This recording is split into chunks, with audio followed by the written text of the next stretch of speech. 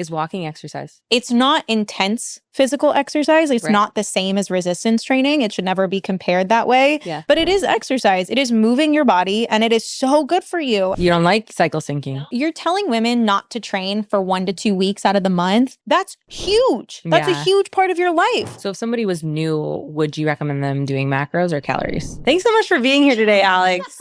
I'm so stoked to have you. Yeah, of course. Thank you for having me. I'm so Well, excited. You know, we've never met in person, but I feel No. like I know you. And like, honestly, I swear to God, every time I see open your stories and you're dancing, I'm like, number one, immediate smile. And number two, how do you move your legs like that? It's actually not as hard as people think. I feel like I've taught so many people how to do it because it's just, you mean the specific foot thing. Yeah, it's right? like this like hip foot. You got to show me after this. I can definitely show you. Yeah. But I learned it during the big C.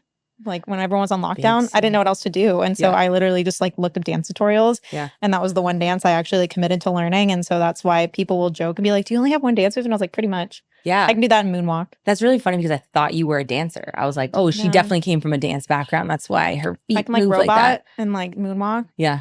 But I guess if you do it every day. Yeah, it looks very put together and polished, but Yeah. I'm not a dancer. I move my body. Yeah. And I'll pretend to dance. Yeah. Because I like to move my body. I love it. Well, that's why we're here, because you like to move your body. Yeah. You work with women. Yes. You are a strength training coach. Yep. You have your own podcast. Yeah. Tell us a little bit more about you. So I've been a trainer for a decade, which is crazy. I know we just talked about age and everything. Yeah. We were just like, but yeah, I've been a trainer for a decade. And like throughout that time, I did other stuff. Like I went through like firefighting and I did stunts and movies and things. Yeah. And I've just always loved health and fitness. Like I think it's such an important part of life. And so I just started online coaching back in like 2021 is when I started my business. Mm-hmm. And since then I've just tried to encourage people because like I went through my own yo-yo dieting journey. Yeah. And so I try and break through the BS with everyone else. And so just try and share that and have fun doing it. Yeah. People take it way too seriously. So serious. I'm like, that's the biggest thing that I have like a problem with is people like, they act like it's, and this isn't to minimize the fact that it's such an integral part of your life and it's so important for your health. Yeah. But also it's not that serious. Yeah. Like at the same time. So what do you think is one thing women could do right now that could progress them further in their fitness journey? Like an actual action step? Yeah. Or like literally just walk more. Let's talk about walking. I was going to say, I think that's like my favorite thing. What's crazy is we were talking about you live in Austin. Yeah. Do people know? Is that okay to say? Yeah.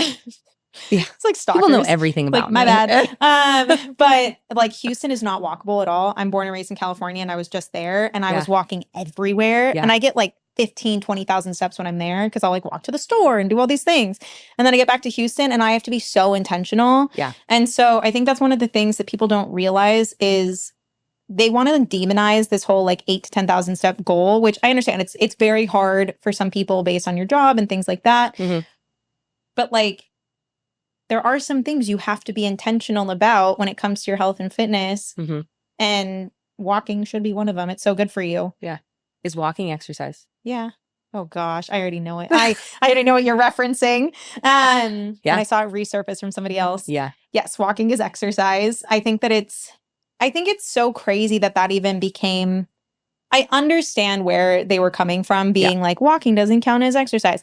It's not intense physical exercise. It's not the same as resistance training. It should never be compared that way. Yeah.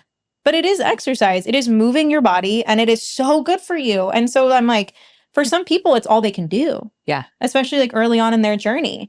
And so I think that it's important to make people feel included and make sure that people know that. Because if you minimize that, then they're just not going to want to do it. Exactly. Yeah. And I'm the same way with walking. I don't know about you, but pre-COVID, I mean, you lived in the Bay Area. Mm-hmm. I lived in Denver and like, we never just went on walks. Like we would go on a hike. Mm-hmm.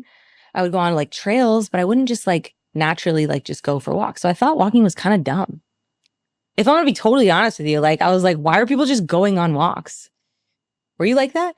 It's funny. I actually just had to think about that. It wasn't until actually you're right. It wasn't until COVID that I started being like, hey, I want to go on walks. I think because of lockdown, I would be on FaceTime with all my friends and I would be walking. Yeah. I guess I didn't realize that. It's crazy. Yeah. Yeah. But we'd go hiking and stuff too. But I would walk. What's weird is I would walk to downtown because it was like a mile. Yeah. Actually, I did walk a lot because I would walk home from school when I was in high school and stuff. Yeah. So I'd walk. Maybe I just haven't lived in like a super walkable place. I think that's what it was. I wouldn't go on walks. Yeah. But now I'm the friend who's always like, hey, do you want to go walk and talk? Exactly. Yeah. Same. So it's different. And then when I was like, why are people walking without dogs? And then I eventually got a dog. Thank God. I love her so much. And now that I have a dog, it's a lot easier. But then you think of like summertime or wintertime, or it's like hot and cold. It's like, how can you get people to get outside and still get some movement in when these like crazy, temperature, weather happens, like still get them outside? So if I totally understand that not everyone wants to go outside. And like for some people, it's not possible. Like it's also, I think it's so important to think about like different socioeconomic conditions, because also obviously some people live in areas that aren't safe, aren't walkable. Right. And so I try to encourage people, if you can, to get like a walking pad or something. Like there's some that are a little bit more financially friendly now. Like you can get some for like $100. Yeah. So it's like, and which I understand to some people it's still a lot of money. And so I try to not be ignorant. I feel like there's so many things that I always have to be like, by the way, guys, I get it. Yeah. But so I either like encourage people to get a walking pad, or even just like if you're gonna scroll, I always say like stroll and scroll. So like walk around your apartment or your house or wherever it is. Yes, I'd rather have people get outside, but if you can't, then be intentional about trying to get movement regardless. That's what I like to say. I feel like that's very dangerous though, Alex. Do you ever scroll and walk? Yeah. And you never get hit by it? Anything? I'm staying inside. I'm staying inside. Sometimes I see people walking their dog or something and all they're doing is scrolling and I'm like, did you even notice that there's a curb there? That's dangerous. It's funny because I just did a whole educational thing on functional freeze and like how people don't realize that we spend so much time engulfed in our phones. Yeah. And I told people, I was like, when was the last time you went on a walk where you didn't pick up your phone once? Yeah. And I mean like, not because someone called you and you like actually had to answer it, but I mean like to just mindlessly scroll or like look at social media. And I think there was a study done. I shouldn't say that if I don't actually know, but I feel like it was like people pick up their phones around 30 to 50 times a day. Yeah. Mindlessly. That's probably low on the low end. Yeah. Too, actually. Yeah. And I started being like aware of it. Yeah. Oh my gosh. I was like, oh my God, I pick up my phone way too much. Same. Yeah. Yeah. And what's interesting is I think that's part of the reason that we have such high stress levels. So I tell people, I try and encourage people, especially clients, to get off their phone, especially if they're on a walk. And especially if you're with your dog or like you're with a partner or something. As a society, we have misused social media and used it as a way to have like faux connections. Like I know we were literally just like, oh, we basically know each other. Yeah. I have a friend, the friend who I saw right before here, they don't have social media at all. So we have so much to talk about because they have no idea what's going on in my life. Whereas with everyone else, everyone's like, oh, I saw this on your story or I saw this. And we're kind of just rehashing things that they already saw. And I didn't really realize how surface level our connections have become because of it. So I tell people not to stroll and scroll when they're outside. Yeah. Gosh, I feel like we could go that whole way, but walking is good for you. Please walk more. I am like, I love when people get outside. I totally understand the being able to get outside. I have a walking pad myself. Yeah. But every time I'm even on the walking pad, I'm like, am I on a hamster wheel? Just like walking and working. And I'm like, yes, I'm getting my steps in, but like, it's not the same. It's not the same. Yeah. I'll turn on sometimes. So my walking pad can move. I don't know how yours is. Yeah, yeah. But sometimes I'll work. And then other times I'll turn on like the Harry Potter Diagon Alley thing on YouTube. So I'll move it into my living room. And then I'll like turn that on the TV or something. So like you're walking in it? Yeah. Oh, that's And fun. I'll have like the music playing in my apartment. Yeah. I like it during the winter a lot. Yeah. But then I always have the windows like wide open. So in that way it's like I'm getting the sunlight still. Yeah, I like that. My office is upstairs. My living room is downstairs. So that would be a hard transition of the pad. Yeah. That makes sense. Yeah. Let's talk about nutrition. Okay, cool. I love what you have to say about nutrition. I feel like you are very knowledgeable on your page. Let's talk about reverse dieting. Hey. Does it actually work? Who needs it? What is it? Well, what's so interesting about reverse dieting to me is I see so many people who have now kind of argued that it's actually not as beneficial. And the best thing you can do is just jump back to your perceived maintenance as fast as possible. Yeah. So I understand that because obviously, you want to get people back to maintenance calories as soon as possible because you want people to be, new perceived maintenance. Obviously, we don't know. Yeah. But But I think it's still beneficial for people who maybe have a questionable relationship with food, Yeah. who if the scale is going to move a lot, they're going to freak out, they're going to try and restrict. So I think it's always a consideration. But you asked what it is. Reverse dieting. Let's start there. I What know, I was is like, wait a reverse minute. dieting? Reverse dieting is essentially the slow reintroduction of calories and the reintroduction of calories and the reduction of exercise. Typically, it depends what you've done in a dieting phase. So assuming in a dieting phase, you've lowered your calories, you've increased your daily activity, maybe increased your training volume, you're going to slowly decrease your calories, increase your calories, and then decrease your activity. That's essentially all it is. Yeah. Which it sounds really sexy when you say it's reverse dieting. Then when you explain it like that, people are like, oh.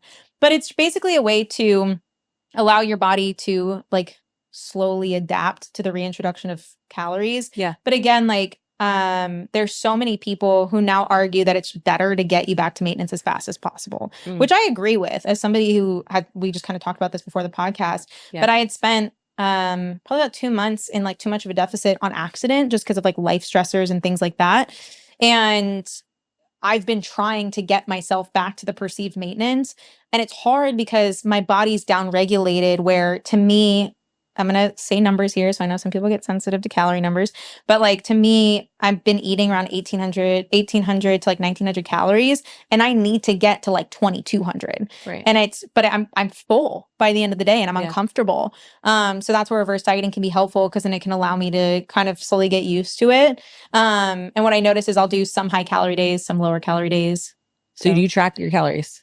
Right now, yeah. Yeah. Do you do that all the time? No. So I like it because I competed back in 2016. Okay. And I had no knowledge of macros or anything. They gave me a meal plan, which they're not supposed to do that if they're not a registered dietitian. Yeah. And so I eventually learned what tracking was in like 2019 and got to a point where I was usually eating like 21 to 2200 calories. I'm 5'2", so I'm small. I walked in and she was like, "You're smaller than I expected." I like that you use the word small, because SMOL. Yeah.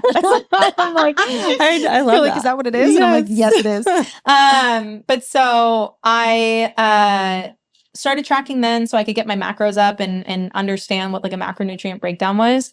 And then I stopped tracking probably in like 2020. So like a year after. And I had a good relationship with food. And so I didn't really feel like I needed it anymore. Because once you kind of learn what like a balanced meal is and kind of how to actually listen to your body, and you've like regulated all those things, you don't really need it. You shouldn't track forever. But with under eating and being in a high stress state, my hunger was dysregulated. And so I wanted to make sure that I'm okay and wanted to make sure that I'm healthy. And so I think that's one of the really underrated reasons why people should track, is like, hey, sometimes there's life stuff going on where you need to. So yeah, tracking down. I'll probably keep tracking, honestly, for another couple of months at least to make sure I get into a good spot.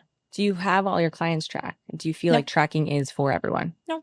I think that I have a lot of clients who will do like a plate method, we'll do like a food log. A lot of times people just need education and awareness. And then once they get to a point where they feel more confident and comfortable with how to build a balanced plate, or even just maybe regulating their hunger cues, a lot of times people can move away from it. Yeah. But I do think it's really important for people to learn, because we're not educated on nutrition at all. Yeah. It's like, these are things that we should be taught in school, honestly. So no. If you've never heard it before, what is a balanced plate?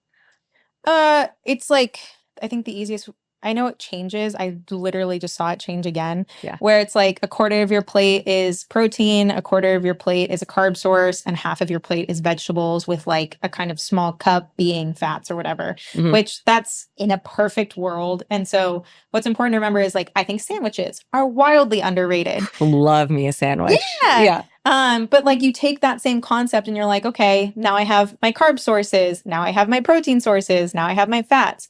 So you want to have it be mostly focused on protein and vegetables, but then have everything else in there.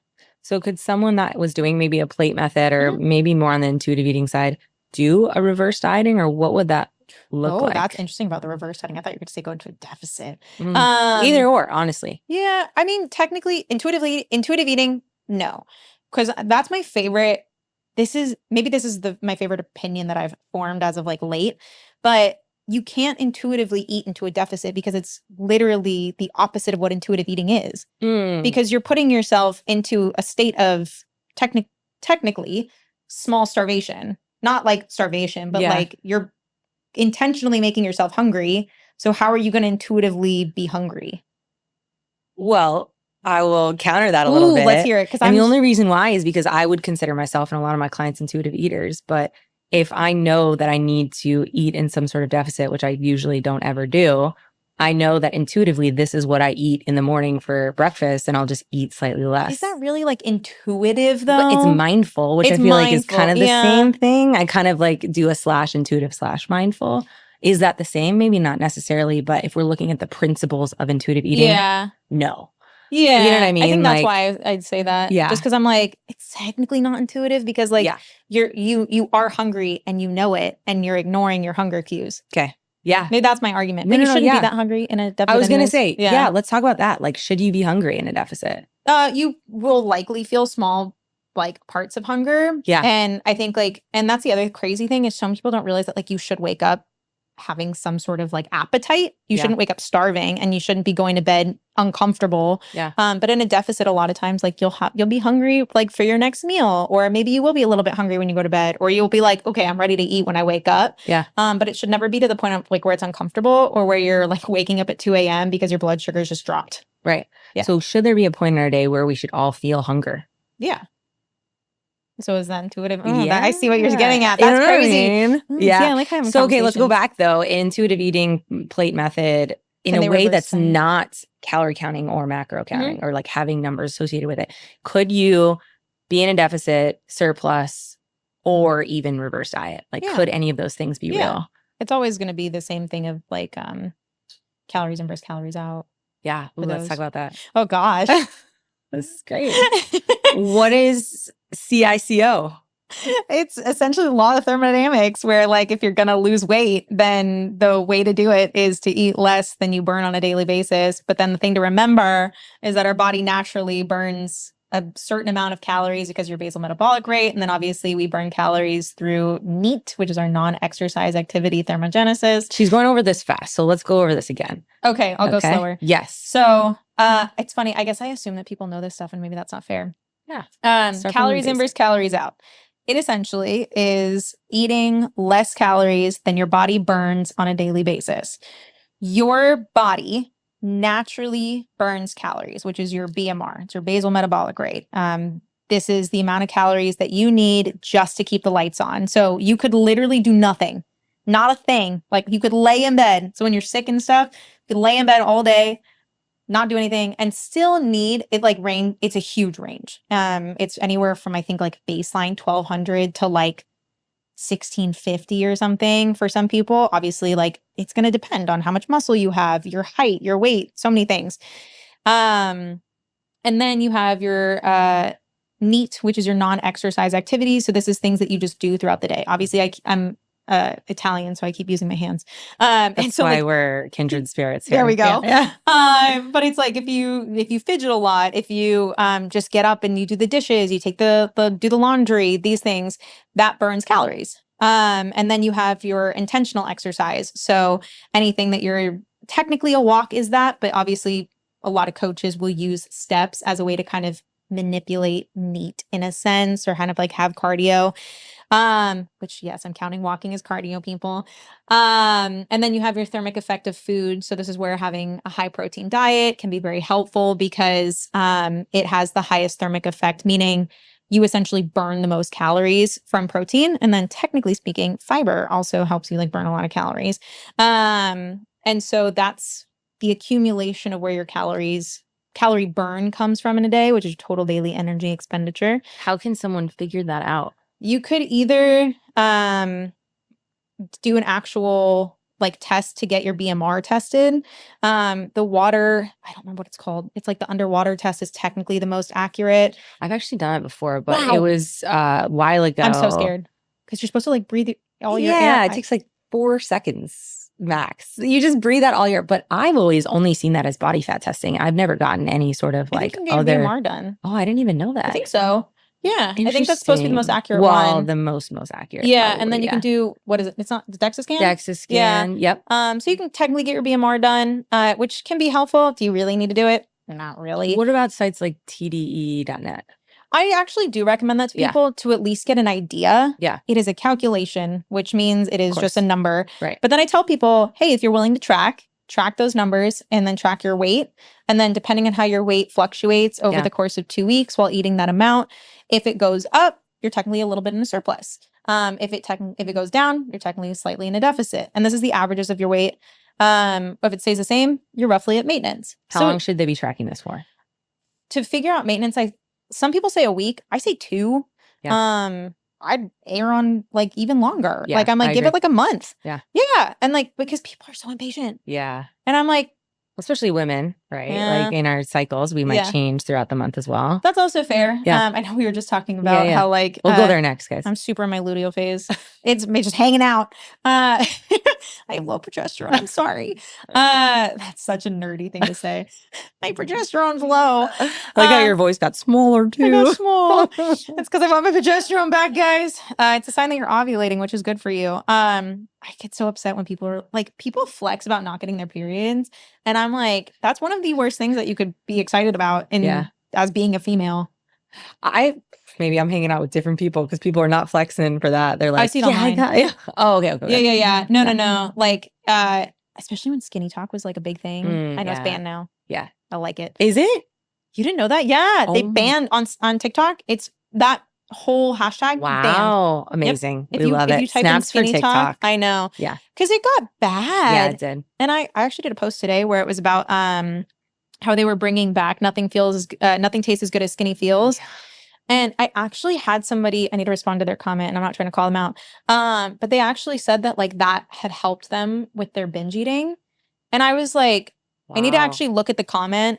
But I'd seen it when I was like driving down here. So not while I was driving, it was right before. And so I was like, I'm not responding to this right now. And then I had a 2.5 hour drive. But I was like thinking about it because in my head, I'm like, I get where that can help kind of check you mentally. Like you're like, okay, I'm gonna go on a tangent really fast because binge eating, there's a lot of things that need to go into context of it, like understanding why you're doing it. Is it emotional dysregulation? Is it under eating? Like there's so many more complex things. Mm-hmm. And to be using phrases that are in a sense harmful, because there's nothing wrong with being skinny. I want to make that so clear. Like, this is the crazy thing. We've now gotten to this point where it's almost like we skinny shame and then we fat shame. And I'm like, there's nothing wrong with being in those body types. Right. What's wrong is not properly fueling your body, literally restricting yourself to the point of being unhealthy. Some people are naturally in smaller bodies. Like, they are. And there's nothing wrong with that, especially if they're well fed and they're healthy. Like, I'm not going to have a problem with you being small because of that. I'm going to have a problem with you being small because you're not eating and you're like punishing yourself into it. Right. So I found it so fascinating. And so I was like thinking about it a lot. Yeah. We just went on this long tangent, but let's get back to I love TDE. that. I have ADHD. Wow, we're going way back. Okay.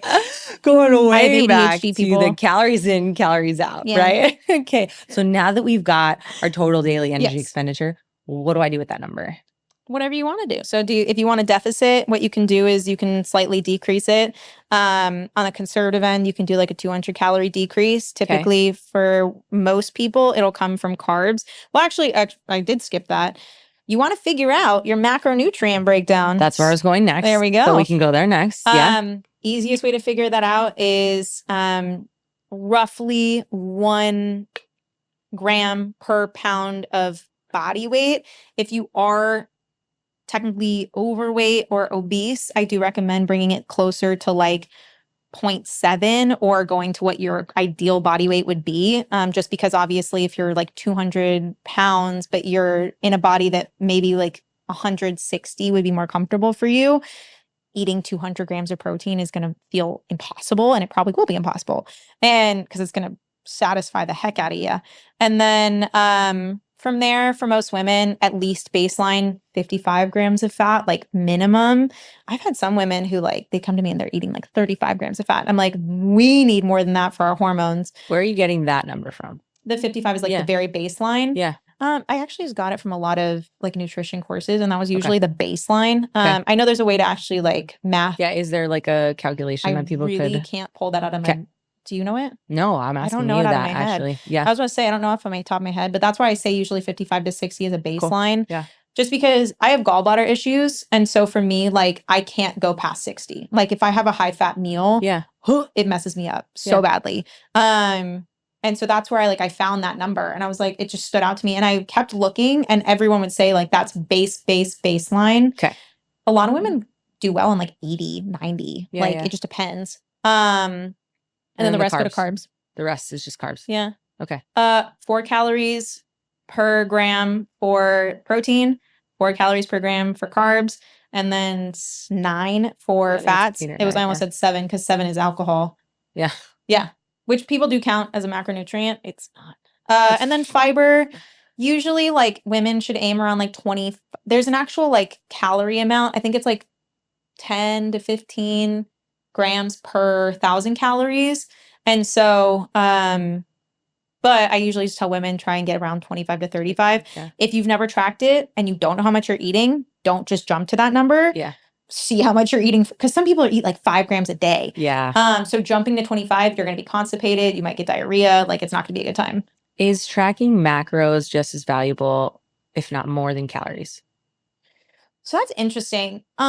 So I know some people who really promote just doing protein and calories. Yeah. And fiber, protein, and calories. And then some people who are like track macros because it's not accurate, because basically the FDA has a amount per calories that you can be off. Yeah. So if you eat a lot of processed foods, your calorie intake could be heavily skewed just because this is why like you want to eat mostly well, and that's not the only reason, but mostly minimally processed foods because it's more accurate. But yeah, the FDA has like, I think it's like a 7 to 10% that you can be off on calories. And so you could have something, it's huge. Like you could have something that could say 100 calories on it and it could be like 250. Damn. And so it's skewed, and so you don't know. So this is where if you have the protein or just the macros in general correct, that's why the calories can be off. Yeah. Like I've had clients who are like, why are my macros hit, but my calories are off? Yeah. And I explain it, and they're like, ah. So if somebody was new, would you recommend them doing macros or calories if they wanted to learn just what they were eating, just like very base level of like tracking? It always depends on the person. If you're really specific and you don't mind being really specific, I say go for like the macros. Like, why not? Yeah. If you get really easily overwhelmed or you become obsessive, I say go to calories and protein. That way you can be a little flexible with yourself. And in general too, I always tell people, give yourself a range. Like, we are human beings. Yeah. Our hunger is going to fluctuate every single day. I tell people to have ranges up to like 150 calories above and below. Yeah. For macros, I usually say around 10 to 15 above and below for protein and for carbs, and around 5 above and below for fats. This is only if you're trying to like be really specific. Yeah. They can actually fluctuate a lot more than that if you're just living life. Of course. Yeah. Does that change throughout your menstrual cycle for women? I say no. I know some people argue differently. Yeah. Because in your luteal phase, it's common for people's hunger to spike. The reason I say no is, well, okay, actually, I'm going to take that back. I'm going to take the no back. Okay. It depends. Everything it always depends. It depends. Yeah. For some people, they experience huge cravings. And so I will say like, yeah, eat more. Like, I'm like, great, you're craving more food. Your body's literally telling you, I need more food. Yeah. Great, eat more. Some people, they use it as an excuse to eat more food. And then I'm like, well, that's a different conversation. Yeah. Do you technically have to though? No. And this is where I get peeved about like the seed cycling and the like calorie cycling during your like menstrual cycle. Like I'm literally like cycle syncing. That's what it's called. I was going there next. Oh, you don't like cycle syncing? No. Tell me about it. It's like we just talked about how it depends. Everything it depends. So to blanket statement that women should cycle sync their workouts, I see people telling women not to train during certain parts of their cycle and to move to like Pilates, which I don't have beef with Pilates. But like, I'm just kidding. I'm like, is it resistance training? Yeah. Oh, a little, but like not the same. But you're telling women not to train for 1 to 2 weeks out of the month.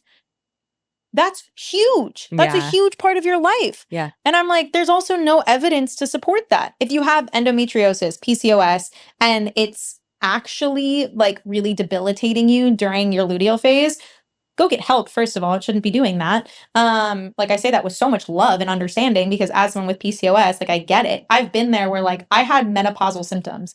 So like I had 3 periods where during my luteal phase, I would literally get night sweats. My heart rate would be at like 80 when I was sleeping. And like I thought I was dying. There was like one day where I was like, I think I need to go to the hospital. And I'm like, what is happening? And so then I learned that that's what was going on, and I fixed it.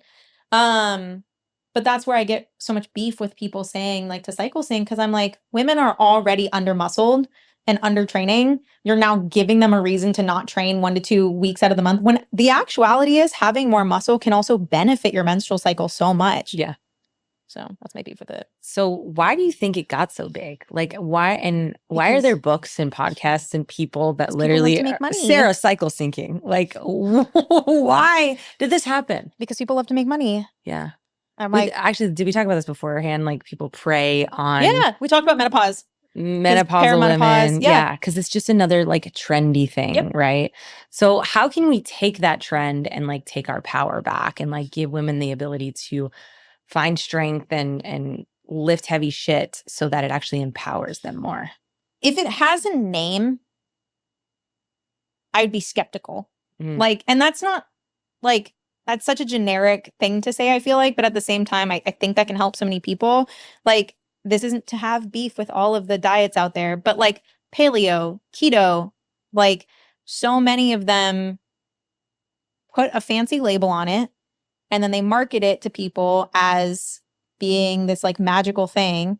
And that's the problem is it does work for some people. And yes, I said it's a problem on purpose, because it works for some people. And then suddenly, oh, but like my aunt did this or my mom did this. And then suddenly like it worked for them. It should work for me. Why isn't it working for me? Yeah. And then we start to think that there's something wrong with us, when the reality is just because it worked for them doesn't mean it will work for you. Right. And the reality is too that most of us need to figure out what works for us. This is why I don't think one-on-one coaching is going anywhere, because like I think a lot of people do need more help to understand what works for them. Yeah. So I actually love that, naming things. Yeah. I always like to say like a diet that has a name will never work. It'll never be sustainable. Yeah. But why do they work for some people? Because it's just a way to get a calorie restriction in a sense. Yeah. Because like if you think about keto, you're cutting out carbs. If you think about paleo, a lot of times you're minimizing carbs, or you're taking out a lot of processed foods, making it harder for you to overeat. Yeah. I honestly can't even think of any other diets right now when I'm thinking about that. Yeah. It's because that's not our algorithm. I know. I was literally like, what are other diets? Yeah. But all it is giving you rules and restrictions. And so it makes it easier. There was this one person who I think she was like a carnivore person. And I know that they're scary online. They are. My gosh, they're terrifying. Yeah, I haven't seen them much, but now I'll look. But she would literally do these like cheat days. And I'm like, if you have to cheat on your diet, there's something wrong. And I'm like, and in her cheat days, she wouldn't be eating carnivore. She'd be eating donuts. She'd be eating cake. She'd be eating all things. And I'm like, you know what's great? If you can just eat those in moderation all the time. And that's not to sound ignorant to people who struggle with their relationship with food. Yeah. Fix your relationship with food. A lot of people like don't want to hear that. Yeah. Because they're like, but you don't understand. It's so hard. Yeah, it is hard. Yeah. I understand that. Yeah. Do the work. It sucks. It is so difficult. It is so uncomfortable. But if you do the work to get to that better place, the years and decades you've spent dieting and restricting yourself, spend a year trying to fix that. My gosh, you can be a different person. How would someone fix it?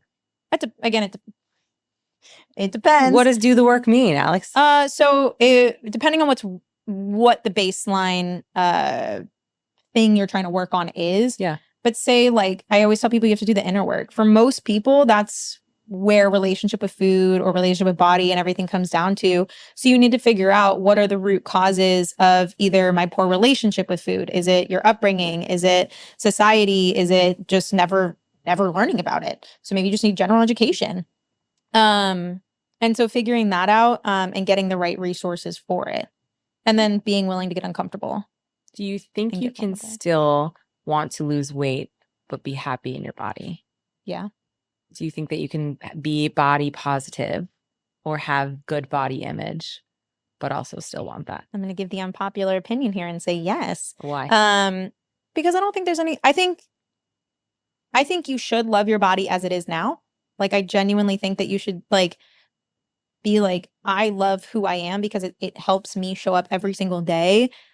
But then also part of life is wanting to just get better. Yeah. And if like you don't feel good in the body that you're in the sense of like your energy's not great, you don't have a lot of strength, you don't sleep well, you have a bad menstrual cycle, like we're talking about all these things. If those things aren't aligning, then yeah, like if you're like, hey, if I lose weight, I'm going to feel better. Great. That's okay. And also, the whole point of life is to keep growing. And so to me, I don't think there's anything wrong with it. Again, it just where it becomes a challenge is if all you care about is aesthetics, especially in the sense of if that's the only goal you're chasing, the second you hit that number, you're going to feel dissatisfied and then you're going to like need the next goal to chase. Whereas if you focus on building healthy habits and doing things that make you genuinely feel good, a lot of times weight loss or body recomposition is a byproduct of it. Have you ever been in a bigger body yourself? Yeah, twice. Well, technically actually 3 times, which the third time was because of like my PCOS. But I gained weight after high school. So I gained 60 pounds and then lost it all doing like marathons. So I just ran and like didn't lift weights or anything. And then I just heavily restricted my food and I never learned about those things. So the second I stopped running and the second I started eating all the foods that I wanted again, I gained it all back plus more. And then I lost it all again in a very unhealthy way because I saw at the time bikini competitors were very, very popular, which they're still popular now. But then I did a bikini competition and that's how I lost the weight. And then I was terrified of food for like years. Mm-hmm. But then I kept the weight off. And then it wasn't until I got off of hormonal birth control and then my PCOS acted up that I had like gained weight back. But I didn't even realize how much weight I had gained until like recently. Yeah. Do you feel like you're still continuously working on your relationship with food or do you feel like you're in a good place? I think I'm in a good place now. I think I've actually been in a good place. Probably since like 2019 or so. Yeah. Even when I gained weight from like PCOS, it like wasn't necessarily from like a bad relationship with food. A lot of it was like I had to take my aesthetics had to take a back seat for my health, which a lot of people don't want to hear a lot of times. Like sometimes you have to take the L on like wanting to be in a smaller body or something, which it's not actually a loss. Like, let's be real. I'd rather be healthy and be in a slightly bigger body than not feel good. But do you know that now or did you know that then? I knew that then. I actually post videos, like whenever I do talk about my PCOS, I post videos where I was in this bigger body and like I was dancing and I was still plenty happy and I was very confident in who I was. And I took a lot of pride in the fact that I had already developed a healthy relationship with my food and my body, to the point where I knew that what I was doing at that time was ultimately going to help me long term. Why do you think women go from one extreme to the next when it comes to losing weight or looking a certain way? Probably society. I think a lot of it is like society's pressure of how we should look. And then also like really, really highlighting like beauty as a standard. Mm-hmm. And I don't think there's anything, this is like the crappy part, is like there's nothing wrong with wanting to look pretty or feel pretty. Like there shouldn't be anything wrong with that. But again, like it is normalized to mostly only compliment those things. And that was part of the reason that I built my page the way that I did. Is I never hypersexualized myself. Which I have so many friends who they post their booty pictures and they do all that stuff. And I love them. I love them so much and I applaud them so much. I didn't want to do that. And I felt like it was important to send a message to people that your body is the least interesting thing about you. Mm-hmm. It's good to have a personality, my opinion. Yeah. How did you get to that place that you are now? Because obviously you've had a lot of fluctuations to get there. So when I was 13, I was sexually assaulted. And that put me in a position where I believed for years that the only worth that I had was my body. Mm. And then when I was 18, and like I did a lot of things to basically like validate that. Like I was doing a self-fulfilling prophecy of that. And then when I was 18, the person I was dating at the time, like he was so adamant that we took it slow and that like we like didn't do anything intimate and stuff like that. And he was one of the nicest humans I've ever met in my entire life. And then he ended up passing away. And it put me in a depression spiral for a really long time. But then it got me to a point where I realized that I needed to work on myself because I was relying so much on him. With him gone, I was like, okay, I need to do the work. So I started to like work through a lot of those beliefs that I had. And that was also around the time that I gained all the weight and stuff. So I basically had this huge shift in my body from being in like a smaller idealized body to now this bigger body that wasn't as like acceptable at that time. So I'm going to say this, and this maybe not totally politically correct, but my body just wasn't as like idealized anymore. Yeah. And so I started to put more of a pressure on myself to like I'm going to say this again, maybe not in the best way, in my opinion, be a more interesting person. I didn't have a lot of depth at the time. And so I was convinced where I was like, okay, you know what? I should actually read books and I should learn and also be funny. And well, the humor came from trauma. So there's that. But yeah. Yeah. Where does self-compassion come in all this? That is something that ironically I'm still working on. I didn't really realize that until I went back to therapy. Because I learned to be really compassionate with myself when it came to like trying things, especially with like careers. I would try so many different career paths and I would fail and I would get back up and I would keep coming up. And for some reason, I really don't know where it came from, where I was so willing to fail and I was so excited. Because my dad definitely did not teach me. Peter and I have had conversations about this. But he taught me like, you have to be the best at everything you do. And if you fail, then it's not acceptable. And I was like, okay. And then for some reason it shifted where I was just really growth oriented and really curious. Yeah. But then when it comes to certain relationships now, I have like zero compassion for myself. Like I'm like, I make all the mistakes. I do all these things wrong. So I think that compassion, I think with anything, it's gonna vary in different aspects of your life. But I just learned like, I'm going to just say a switch flipped one day where I realized the only way I'm going to be able to like get better is by failing. And you have to have compassion for yourself to like make mistakes and stuff. So what's something that we can give our listeners that can help them be more compassionate to themselves? I say give yourself opportunities to be a beginner because you're going to make mistakes. And then once the mistake happens, you have to call yourself out on it. Yeah. Have you done that recently? Where I was a beginner at something? Yeah, I just failed something. Probably. And I can't think of anything right now. Yeah, off the top of my head.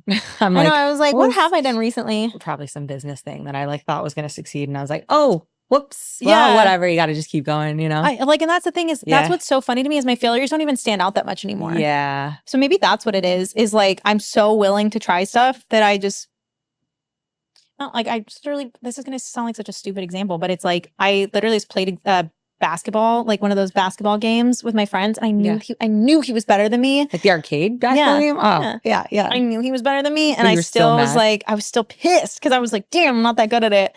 But then I was like, it's not that serious. It's not that serious. I say that as the most competitive human on the planet. Yeah, same. Yeah, like, I would want to win. Yeah. I'd be like, rematch. Best one out of 20.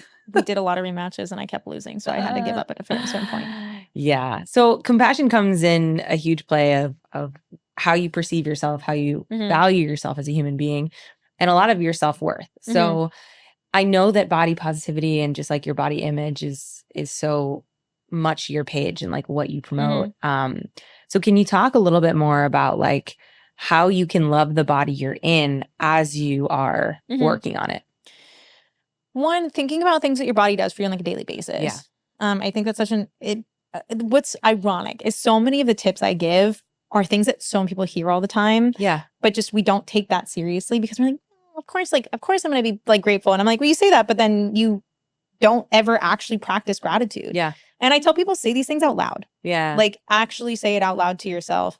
One of my favorite things to do where I look like, so I don't look like a crazy person, is I'll like have my phone like voice memo and I'll like act like I'm talking to my phone. And so then that way, if I'm like having a full conversation with myself, people think that I'm like talking to somebody, but I'm really just talking to myself. Do you record it? Yeah. I was like, I do too, for sure. Yeah. I listen to it later. Yeah. Yeah. Sometimes I do. Sometimes I don't listen to it. Yep. But like it's a lot of times, like when we like vent to people and we get things out, like we feel so much better. Same. And we don't realize that like we can also just do like, I'm not saying only do this to yourself because that is where you can get into a crazy loop, but even just doing that to yourself can make such a big difference. Yeah. You know, I do that a lot when I'm going in spirals of like negative thoughts. Yeah. And so when I say it out loud and I listen it back, I'm like, no, I don't want to hear that. It's so bad. And I swear that's helped me like do it less. Yeah. Of course, those like spirals will come up, but it's like a little bit less or goes away a little bit sooner. So that is super helpful to say. Yeah. There's certain areas in my life where I get like more anxious than others. Yeah. And when I get that like anxiety, a lot of times it's trying to control the uncontrollables. Yeah. And so once you do that, and even like I'll literally ask myself, what would I tell a friend in this situation? Yeah. Like, what's the logic here? And then once you remove the emotion from it and you go to that logic, you're like, oh, the feelings are valid and they make sense because they're coming from a certain place for a reason. It doesn't mean they don't matter, but they're not always logical. Right. And so that's where you can take yourself out of that spiral a little bit better. My therapist is always like, what are the facts, Tara? Yep. Like, what are the facts of what happened? And I'm like, yeah, but I think it could be this. Oh God, we're the same person. Yeah. I'm like, well, but still. Yeah. So, okay, let's say some, a client of yours or a friend of yours is like feeling really good, feeling strong in the gym, everything's going well. And they see a picture of them or they see a video of themselves or they walk by themselves in the mirror and they're like, man, well, that sucks. And their mindset goes to shit. What kind of thoughts or what could you give them to? So depending on how like bad it gets, I do tell people to try and sit with it for a little bit. Yeah. Cause like a lot of people want to run and numb. And this is kind of what I was getting at with like the binge eating and stuff. And this isn't always binge eating. So I want to be clear that I'm not just saying that. But we live in a society that has learned so well to numb out. I think phones are a big reason for that because it's so easy. I do this. I go in tangents and I get sidetracked because people will say, I'm just spending like a couple minutes on social media to like relax. And I'm like, stop lying to yourself. Yeah. Social media, like I'm fine with people being on social media. Our jobs are on social media. Of course I'm gonna and I love the fact that I get to connect with people. But do not lie to yourself and say that it's relaxing because there is literal research to support the fact that it is not a relaxing activity. It actually like heightens everything. And so one thing I say is sit with your feelings and like hold space for them. Just take a couple deep breaths. Like that's the easiest way for people who don't know how to sit with their feelings to do it is to literally just like, I'm uncomfortable. I'm going to take a couple deep breaths. If you need to, you can like ground yourself by like holding your stomach or you can like put your feet on the floor. You can grab ice and put ice in your hands, like literally hold ice. It grounds you. And so it brings you back to the present moment and like, just give it like a couple minutes because again, a lot of people are just scared to even just sit with it. Yeah. And I'll ask people, I'm like, what's the worst that's going to happen? My therapist always jokes. She's like, you should be a therapist. And I was like, that's what personal trainers are. Literally, I'm like, I remember the days of like listening to everyone's problems. But so first sit with your feelings. Yeah. Because stop trying to run from them every single time. And then from there, do something to kind of regulate. So that could be going on a walk outside with no music, with nothing. Journaling. People still like bash on journaling. And I'm like, it's the easiest way to get your stuff out. Yeah. Voice memo yourself. Yeah. Do like something creative. So like draw, do like a puzzle or something. Yeah. But just do something to kind of ground yourself. And then from there, you can either address the negative thought and reframe it. And so like ask yourself, like, where is this coming from and why? Like if you really want to get curious, or you can also just let it go. I don't think you always have to make it into something. Yeah. I think, it's important to recognize if it's coming up all the time. Right. Yeah. But sometimes like we can just let that shit go. Yeah. And just because a lot of times we take it and we turn it into a spiral. Yeah.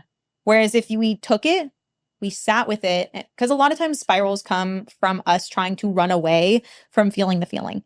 But like, that's the irony of the spiral is we're trying so hard to like, no, but I need to figure that, like, we're kind of what we're talking about with like the anxiety and stuff is the anxiety usually gets worse because we're like, oh my God, but I don't want to feel it. And so I'm just going to try and logic my way out of it. And it's like, if you just let yourself feel it for a second, it'll go away.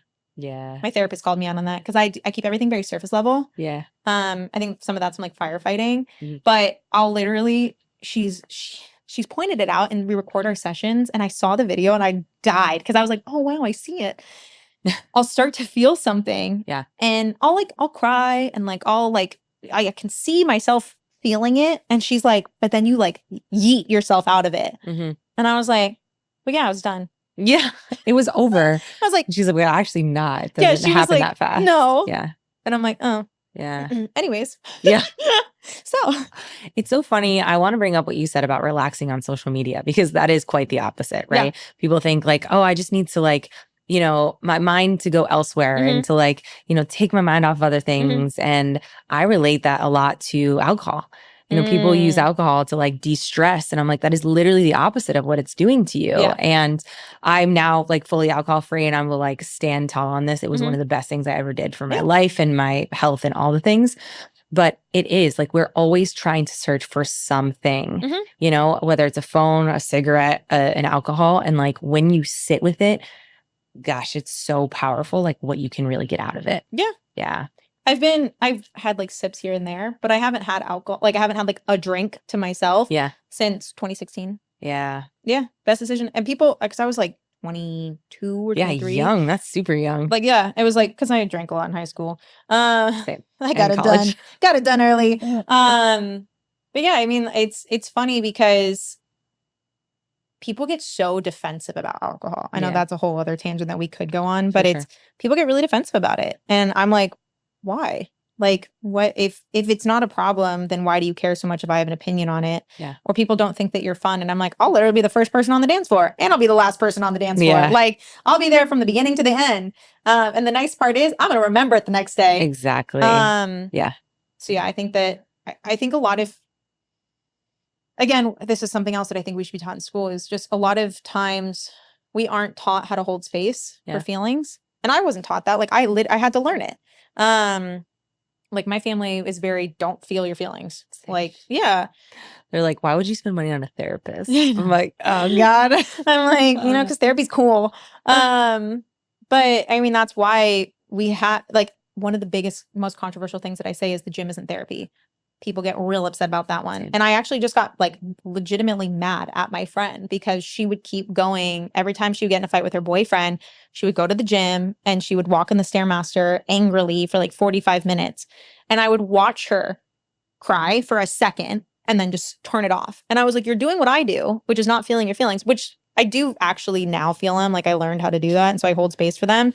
But I told her, I was like, you're beating up your body to avoid feeling the discomfort that you have, and you're just holding everything in. Just hold space for it. Yeah. And I was like, I get that it's scary. I get that it's uncomfortable. Yeah. There's a lot better ways to say this, but sometimes I get to a point where I'm like, get over it. So sometimes people need to hear that. Yeah. Where I'm like, I'll be gentle, I'll be kind, I'll be caring. And then eventually I reach a point where I'm like, I'm watching you just hurt yourself. Yeah. Over and over and over again. Yeah. And then I'm like, I'm going to give up. I'm going to give up on you. Yeah. Because what am I going to do? Be a broken record for you to just never help yourself? I can't save you. Yeah. Sometimes you need to be a broken record for them to really hear it. Yeah. But like, I've also learned I have like a savior complex. Like that's where a lot of the personal training, a lot of my content, even the firefighting, like a lot of that came from is like having this safe. And I know a lot of it came from wanting to save myself as a kid. Like I've learned all this in therapy. Everything comes from somewhere. Yeah. Yeah. I'm an ENFJ. I don't know if you know Enneagrams. Yeah. So I'm the protagonist. So I want to like save everybody. Yeah. Do you have your Enneagram? I'm Enneagram 3. Okay. Yeah. Oh, that was Myers-Briggs. Yeah. Yeah. And so, but what I've learned is sometimes being the broken record doesn't help. Yeah. Like you're almost falling on your own sword. And as somebody who's held on to people in their life and like tolerated more like disrespect than I should, for the sake of trying to save this person, I've learned that it's not always about being the broken record. And sometimes it's letting the person make the mistake themselves. Like, I would love if people didn't have to go through the bullshit diets or the like punishing themselves with the cardio or even using alcohol or abusing food. Like, I would love it if they didn't have to do that. Yeah. Sometimes people have to go through it to learn. And it sucks. Yeah. Could you relate that to an all or nothing mindset? Do you think that they are related? It's funny. I just had this conversation with my friend. So no one actually has an all or nothing mindset, like truly. Yeah.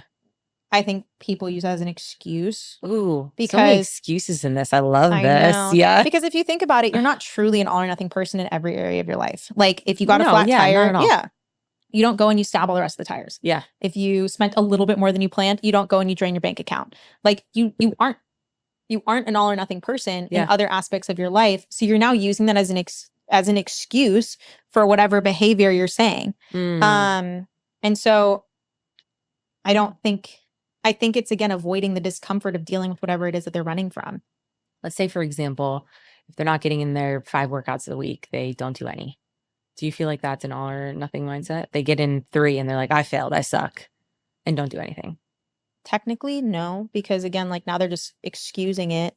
Could you have done something else? Yeah. Yeah. But you're using it as an excuse to do nothing. So how do you break out of that cycle then? How do you break out of the cycle of telling yourself that? You have to prove to yourself that you can do other things. And also having like a coach or somebody kind of like point out like, hey, by the way, just because you can't do 5 workouts, you could probably have gone on like a walk. Yeah. Or you maybe could have done the 5 workouts if they were like 20 minutes instead. Yeah. And so like there's always compromises in the promises that you make to yourself, but you have to be willing to compromise. Is that a really great way to build consistency? Yeah. Because the only way you're going to build consistency is by being consistent.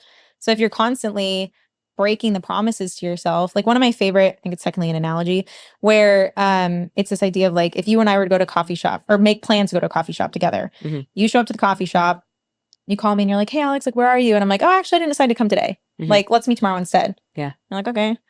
Show up the next day, you look around, you don't see me, you call me again, you're like, hey, where are you? Actually, I decided not to come today. Like, let's meet tomorrow instead. And then I would do that a third day. At what point are you going to stop tolerating that and cut me off as a friend or stop believing that I'm going to show up? We do the same thing to ourselves every time we say we're going to do something and we don't. Yeah. And so if instead we actually said, you know what, like, let me compromise and figure out something else. If I don't work out, if I don't go to the gym, I'm at least going to go on a 5-minute walk. I'm going to do something. So having the scale, I think, is really helpful of, I don't know why my brain's blanking, but I usually call it like a BS day. Like, this is like, everything's hitting the fan. Nothing is going the way that I want it to. Life is hard. This isn't like saying you're sick or you have an injury. This is just like life being difficult. It's like, I can at least do this. And so if you have that, then I think that you're going to be a lot more prepared. Yeah. What happens if you just don't have any motivation to do that, though? Motivation's a lie. You don't need motivation to do anything. I'm asking you questions that I would answer exactly the way you would. I hate the word motivation too. It's a lie. We have a whole podcast on that. As you should. But motivation's a lie. So yeah, what does that mean to you? It means why that is it a lie? Because most of the time we're not motivated for stuff. Yeah. Most of the time. Like, a lot of times I'm not, like, I love my job, and so I feel very grateful for that. But there's times where I'm like not motivated to do it. There's times where I'm not motivated to go to the gym, but I go because it's a part of my like life, and I've created that lifestyle for myself. Yeah. I tell everyone focus more on momentum. And so a lot of times, like, literally just the act of getting up, if you don't feel like doing something, can actually get the momentum going and get you started. But I think people use motivation also. Society has made it this really glamorous thing where, like, once you're motivated, but more people need more momentum and more discipline in their lives. Do you think that people would be more motivated if they were more disciplined? Or do you think those don't really go together? I don't think they actually go together. Because usually the momentum comes after the discipline. Or sorry, motivation comes after the discipline. Because you're more motivated because you're seeing the results. Yeah. Or because you're feeling better. Yeah. Like, I hadn't worked out in a week because I had like traveled and there was a lot of stuff going on. And I did not feel like going to the gym this morning. Yeah. There was not a single part of me that wanted to go. Yeah. But I was like, I know once I get there, I'm going to feel better. And I was like, "Ugh, fine. Lo and behold, I felt better after I went. Yeah. And so I think that I don't think they actually go together. Only because I don't want people to be like, okay, well, now I'm waiting for the motivation. I know some people who hate the gym. Like they've been going for years and they hate it, but they literally force themselves to go like 2 or 3 times a week because they know it's good for them. Like one of my friends, literally every time he goes, he's like, I hate it. I follow my plan and that's it. Yeah. He doesn't like exercise at all. Like it's not like, oh, find a class that you love. He's like, I don't like exercising and I just do it because I know it's good for me. I don't think. Why do you call it a lie though? Motivation. Because I think it's a fancy thing that a lot of people say to be like, once you're motivated, like if only I had more motivation. And again, I guess maybe like an excuse is a better one. I keep going back to excuses here. We got a list of them right now. Yeah. And it's funny because I know people like sometimes get really sensitive hearing like as an excuse. I would rather have my friends call me out in like a nice way because you need to check your triggers. I say this with so much love and also because triggers is such a fancy word still. Yeah. But if we get like triggered by something, like if it makes us upset to hear that like we're making an excuse, we need to ask ourselves, why am I getting so upset about this? Because like sometimes maybe the person isn't even trying to attack you. They're literally trying to help you. Yeah. Like when I tell people like, I think this is an excuse. Let's figure out why. I don't think you're a bad person for having, do you think you're a bad person for having the excuse? And a lot of times they're like, well, and they get defensive. And I'm like, okay, great. So yeah, there's an underlying ego or insecurity there that we need to work through and a belief. Yeah. So it's not that actually like having an excuse is a bad thing or it makes you a bad person. It's just a fact. Like we can figure, again, like I said earlier, there's compromises in the promises that we make to ourselves. And so if we're making excuses, then we need to figure out the compromise. Or we need to figure out what's kind of standing in our way. Or we need to figure out what the priorities are. Yeah, that's fair. Because that's also really important too. Because sometimes those priorities might shift. Like seasons of life change all the time, right? So we have to like go back to where is this coming from? What is this excuse from? What is the insecurity? What is the belief I might have about myself? You know, do I think that I'm going to fail? Is that why I'm not actually doing it? Maybe it's not the motivation. It's like this fear. Yeah. You know, and I think there's so much more to it that you can like really deep dive into when you think about it. But I don't think that we can go back to, we don't give ourselves the time to think. Yeah. You know, we're scrolling or we're distracting ourselves, but we don't give our time to actually figure out what that is. Yeah. Yeah. And I know not everyone can afford therapy. But like, there's so many resources out there now. Yeah. To like, because I don't think you have to go as deep divey as therapy a lot of the times for these things. For sure. A lot of times just asking yourself questions. Yeah. Do you have any place that they could go to ask those questions? Literally just, I don't really want to say like the word. I know. Yeah. I was literally going to think that. I was like, I know AI got really popular. Not the CHAT. I know it got really popular for that. But honestly, some of the questions that I'll just like randomly like ask a question, I'll be like, oh yeah, that's like, it makes you think. It like makes you think deeper. A lot of times that's all you need.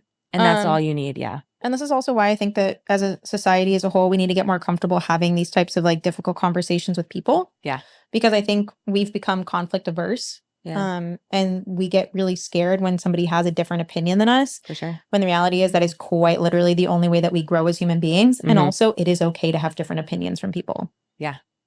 Like a wild concept. I love it. Yeah. What can we leave women with in this conversation? What do you feel like we can give them to energetically and powerfully take up space and love their body and what they are? That's such a great question. I feel like we've covered so many things. So much. So that's why I'm like, I don't know. One of my favorite, I mean, the way that I end my podcast is I always say, just don't be a dick, especially to yourself. Yeah. I think that's an important one. But like going back to the very beginning, your health is a priority and it's serious. Stop taking everything so seriously. It's not that serious. Period. Make it fun. Oh my gosh. Thank you so much for being here. Course. I feel like we could have talked for I know. hours. I was like, it just I'm flew. like, oh my God, it's already been over an hour. So thank you so much. I appreciate everything. Tell us where people can find you and learn more about you. You can find me on social media. It's the Alex Allen on all platforms. And then my podcast is called Born to Thrive. I need a fancy setup like this though first, and then we can get her on. We'll love that. And then she's going to go teach me some dance moves right now. Yes. Thank you. Of course. Thank you.